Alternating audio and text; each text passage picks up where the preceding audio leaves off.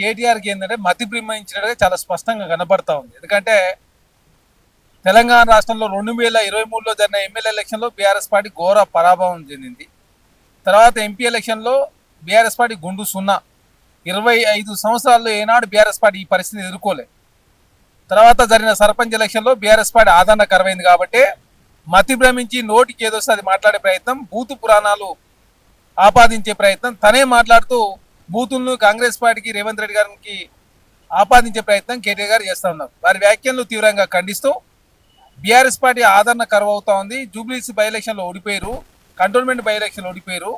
తెలంగాణ రాష్ట్రంలో లోక్సభ ఎలక్షన్ జరిగితే 37% ఉన్న ఓటు బ్యాంకు 17% పరిమితమై 7 స్థానాల్లో డిపాయిట్ పోయి 2 స్థానాలను మాత్రం డిపాయిట్ వచ్చి ఏనాడు ఈ పరిస్థితి లేదు. కాబట్టి మతి భ్రమించి కేటీఆర్ గారు చిల్లర మల్లర మాట్లాడుతూ ఉన్నాడు. మొదటగా బూతు పురాణం స్టార్ట్ చేసిందే కేటీఆర్. నువ్వు మొగాడివైతే రా అని చెప్పేసి కేటీఆర్ ఎప్పుడైతే మాట్లాడిండో, తర్వాత కేసీఆర్ గారు తోలు తీస్తా తాట తీస్తా అని చెప్పేసి కేసీఆర్ గారు మాట్లాడారు. అదే కాకుండా సన్నాసులు పార్టీ పెడతామని చెప్పేసి గలీజీ భాషను ప్రారంభించిందే బీఆర్ఎస్ పార్టీ. కాబట్టి బీఆర్ఎస్ పార్టీ తెలంగాణ రాష్ట్ర ప్రజలకు ఇప్పుడేదో నీతి శుద్ధులు చెప్పే ప్రయత్నం కేటీఆర్ గారు చేస్తే తెలంగాణ సమాజం అంగీకరించదు. ఖచ్చితంగా బీఆర్ఎస్ పార్టీ రేపు భవిష్యత్తులో ఏ ఎలక్షన్ జరిగినా బీఆర్ఎస్ పార్టీ ఇంకా ఘోరమైనటువంటి వైఫల్యాలు చూడాల్సి ఉంటుంది.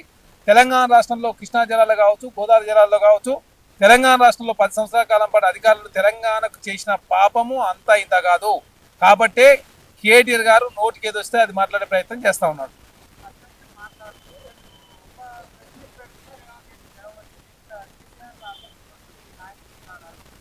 ఇప్పుడు ఎవరికి జ్వరం వచ్చిందో తెలంగాణ సమాజానికి అర్థమైంది.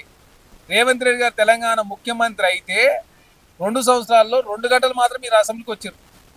మరి మిగతా సమయం అంతా మీరు ఎందుకు రాలేదు అంటే, చలి జ్వరం ఎవరికి వచ్చిందో తెలంగాణ రాష్ట్రం రేవంత్ రెడ్డి గారు ముఖ్యమంత్రి గెలిచిన తర్వాత ఎవరి హాస్పిటల్ పాలయ్యారో తెలంగాణ సమాజం ఆల్రెడీ చూసారు. ఎందుకు కేసీఆర్ గారు తప్పించుకునే ప్రయత్నం చేస్తూ ఉన్నాడో, ఎందుకు అసెంబ్లీ రాకుండా దాక్కునే ప్రయత్నం చేస్తుందో తెలంగాణ సమాజం చూసారు. ఫామ్ హౌస్లో ఎందుకు రెస్ట్ తీసుకుంటో తెలంగాణ సమాజానికి అర్థమైంది. మీ నాయనకు అర్థమైంది, మరి తండ్రికి అర్థమైంది, కొడుకు అర్థం కాకపోతే ఎవరేం చేస్తారు? అదే కాకుండా కేటీఆర్ గారు లాగా తండ్రి పేరు చెప్పుకుని రేవంత్ రెడ్డి గారు రాజకీయాలు రాలే. స్వశక్తితోటి తెలంగాణ రాష్ట్రంలో 2006లో జెడ్పీసీగా, 2007లో ఎమ్మెల్సీ ఇండిపెండెంట్గా, 2009లో ఎమ్మెల్యేగా, 14లో ఎమ్మెల్యేగా, 18లో ఎమ్మెల్యే ఓడిపోతే 19లో మల్కాగిరి ఎంపీగా, తెలంగాణ రాష్ట్ర కాంగ్రెస్ పార్టీ వర్కింగ్ ప్రెసిడెంట్గా, పిసిసి ప్రెసిడెంట్గా, తెలంగాణ రాష్ట్రానికి తొలి ముఖ్యమంత్రిగా కేసీఆర్ గారు ఉంటే, రెండవ ముఖ్యమంత్రిగా రేవంత్ రెడ్డి గారు ఉన్నారు. రేవంత్ రెడ్డి గారు ఎవరిని చూసో భయపడే వ్యక్తి కాదు. మీరు ఎన్ని నిర్బంధాలు పెట్టినా, దాదాపు 182 కేసులు పెట్టినా కూడా, చెర్లపల్లి జైలు, చెంచలగూడ జైల్లో పెట్టినా కూడా రేవంత్ రెడ్డి గారు ఏనాడు భయపడే వ్యక్తి కాదు. ఎవరు భయపడరో తెలంగాణ సమాజానికి అర్థమైంది. ఖచ్చితంగా అసెంబ్లీకి వస్తే ప్రభుత్వం మీరు చేసిన పరిపాలన మీద కావచ్చు, మా 2 సంవత్సరాల పరిపాలన మీద ప్రభుత్వం సమాధానం చెప్పడానికి సిద్ధంగా ఉంది.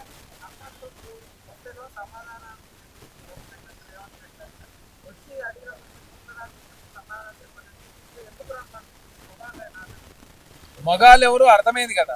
మొగాడు కాబట్టి కొడంగల్ సభలో, నిండు సభలో నిన్ను ఉద్దేశించి చాలా స్పష్టంగా ఘాటైన వ్యాఖ్యలు చేసినావు. మొగాడి అన్నాను కదా, ఎక్కడ రావాలో చెప్పని చెప్పి కేటీఆర్ గారిని అడిగింది కదా. చింతమడకకు రావన్నా, మీ జాతి మొత్తం ఎక్కడో చెప్పండి, అక్కడ రావాలంటే అక్కడికి వస్తాం, ఇక్కడ రావాలంటే ఇక్కడ వస్తాం, చెప్పండి మేమే వస్తాం చెప్పేసి ముఖ్యమంత్రి గారు చాలా స్పష్టంగా మాట్లాడాడు. మగాడు కాబట్టి కొడంగల్ సభలో గర్జించిండు. తెలంగాణ రాష్ట్రానికి ముఖ్యమంత్రి అయ్యాడు. ఎవరు మగాడో అర్థమైంది కదా. వర్కింగ్ అయిన తర్వాత, మీరు వర్కింగ్ అయిన తర్వాత బీఆర్ఎస్ పార్టీ పతనమైంది కదా. 80% ఉన్న సర్పంచ్లు 26% పరిమితమయ్యారు. 9 ఎంపీలున్న బీఆర్ఎస్ పార్టీ గుండు సున్నా. ఎమ్మెల్యే ఎలక్షన్లో పోటీ చేయలేని పరిస్థితి. మరి మీరు రేవంత్ రెడ్డి గారి గురించి మాట్లాడి తెలంగాణ సమాజం నవ్వుకుంటు.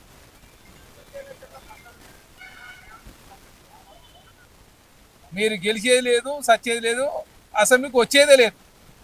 ఎందుకంటే బీఆర్ఎస్ పార్టీ వచ్చేసరికి ఎటు ఏమవుతుందో ఏమైతే, రెండోసారి కూడా ముఖ్యమంత్రి రేవంత్ రెడ్డి గారు ఉంటారు.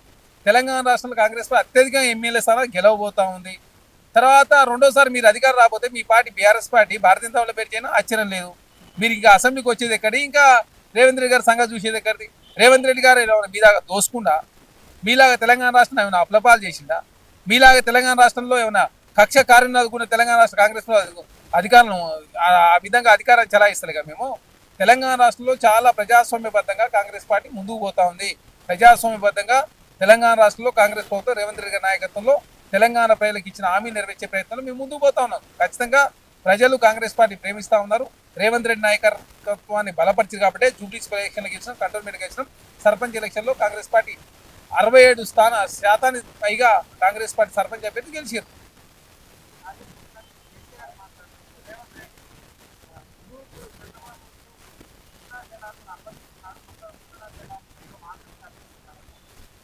ఇప్పుడు ఏదైతే అపెక్స్ కమిటీ మీటింగ్ పోయి 299 టీఎంసీలో ఒప్పుకుంది మీరే.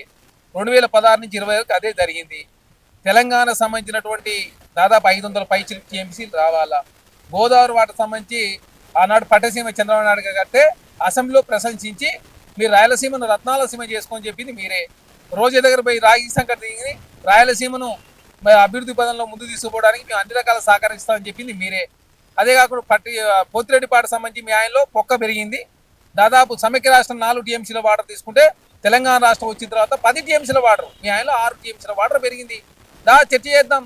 మీరు పాలమూరుకి ఏమి అన్యాయం చేసిరో, రంగారెడ్డికి ఏమి అన్యాయం చేసిరో, నల్గొండకి ఏమి అన్యాయం చేసిరో తెలంగాణ ప్రజలకు కాంగ్రెస్ పార్టీ, కాంగ్రెస్ ప్రభుత్వం సమాధానం చెప్పడానికి సిద్ధంగా ఉంది.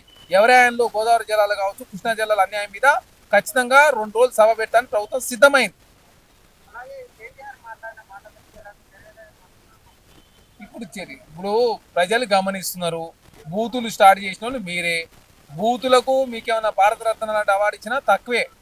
ఎందుకంటే ఆస్కర్ లాంటి అవార్డు ఇచ్చినా కూడా బీఆర్ఎస్ పార్టీ ఆ బూతులలో వాళ్ళే పితామహులు.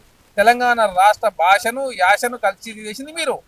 తెలంగాణ రాష్ట్రంలో ప్రజలకు స్వేచ్ఛ లేకుండా చేసి ఇంద్రాపార్క్ ధర్నా చౌక్ తీసేసి ప్రగతి వల్ల ఎవరికి ప్రవేశం లేకుండా తెలంగాణ రాష్ట్రంలో దాదాపు 58 మంది పార్టీ ఫిరాయింపులో పాల్పడ్డారు మీరు. ఎంపీలని, ఎమ్మెల్యేలని, ఎమ్మెల్సీలని CPI, CPM, Congress party, YCP, BSP, TDP నుంచి జాయిన్ చేసుకున్నారు. మీరు ప్రజాస్వామ్యాన్ని కూలి చేసిన వాళ్ళు మీరు మాట్లాడితే ఎట్లా? కాబట్టి తెలంగాణ సమాజం గమనిస్తున్నారు. రేపు జరగబోయే ఎలక్షన్లో ఖచ్చితంగా బీఆర్ఎస్ పార్టీకి కేటీఆర్ గారికి బుద్ధి చెప్తారు. Subscribe us and press the bell icon for more interesting updates.